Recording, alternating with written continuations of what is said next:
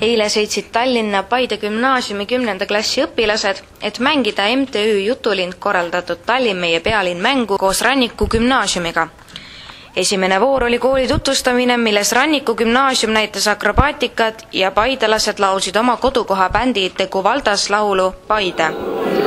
Isegi on tehtud mullas muld, Paides kõigil palju raha,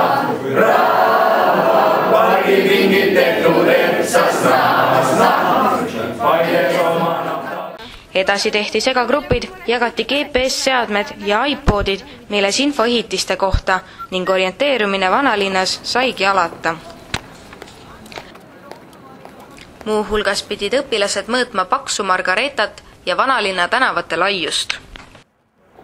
Kuidas teil koostöö sujus? Väga hästi me suutsime jagada grupi 2, et nagu ülesanded ära jaotada. Mis te arvate, mis on selle mängu eesmärk? Ma arvan kindlasti see, et vene ja eesti noored hakkaksid omavahel rohkem suhtlema ja et kaotada seda barjääri, mis tegelikult on. Kas see õnnestus? Ma arvan küll, jah. Pärast võistlusosa tehti kokkuvõtteid, vahetati kontakte ja jäeti hüvasti. Ühispildiga lõppeski tegus päev, millega noored kui ka korraldajad väga rahule jäid.